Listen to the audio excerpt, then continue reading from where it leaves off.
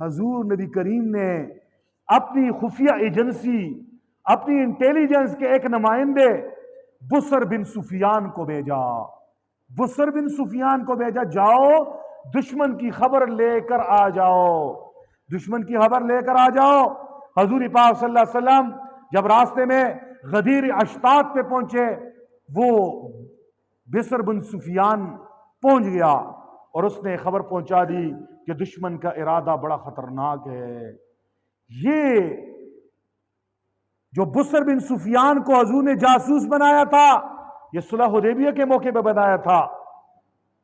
غزوہ بدر میں حضور پاک صلی اللہ علیہ وسلم نے دو آدمی اور تھے جن کو حضور نے انٹیلیجنس کا نمائندہ بنایا، ایک کا نام بسبس تھا، دوسرے کا نام عدی تھا۔ غزوہ خندق کے موقع پر نبی پاک نے جس کو انٹیلیجنس کا نمائندہ بنایا اس کا نام حباب بن منذر تھا۔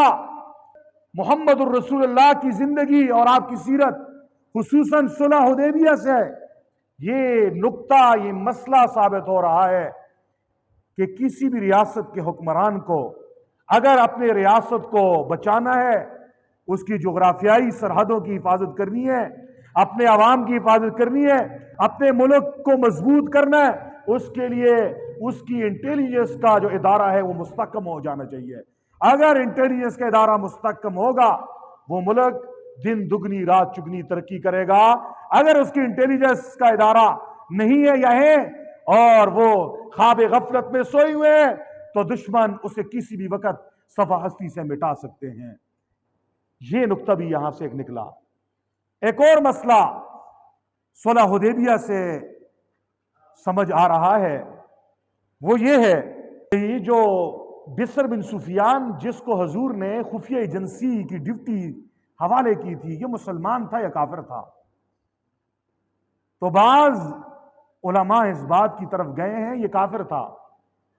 تو پھر ایک مسئلہ کھڑا ہو جائے گا کہ مخبر بنا کے یا اپنی انٹیلیجنس کا نمائندہ بنا کے کسی کافر کو یہ ذمہ داری سونپی جا سکتی ہے؟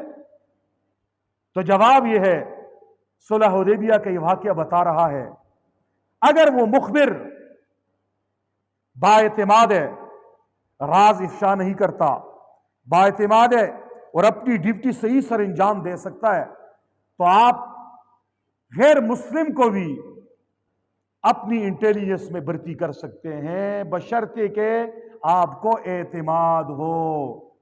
جیسے بسر بن سفیان کو رسول اللہ صلی اللہ علیہ وسلم نے کتنے حساس محاذ پہ بھیجا تھا۔ یہ تو ان علماء کی رائے ہے جو کہتے ہیں بسر بن سفیان غیر مسلم تھا، لیکن بعض علماء کرام اس بات کی طرف گئے ہیں، وہ کہتے ہیں بسر بن سفیان کافر نہیں تھا، مسلمان تھا، اور صلح حدیبیہ سے تھوڑے دن پہلے ہی مسلمان ہو گیا تھا۔ پھر سوال یہ ہے کہ رسول اللہ صلی اللہ علیہ وسلم یہ ذمہ داری تو ابو بکر کو بھی دے سکتے تھے نا، عمر کو بھی دے سکتے، علی کو بھی، XYZ 1400 صحابہ کرام میں سے کسی اور کو حضور نے کیوں نامینیٹ نہیں کیا؟ بسر بن سفیان کو خبر لانے کے لیے کیوں بھیجا؟ نبی پاک صلی اللہ علیہ وسلم بہترین حکمران بھی ہیں، آپ کی فہم و فراست کو سلام۔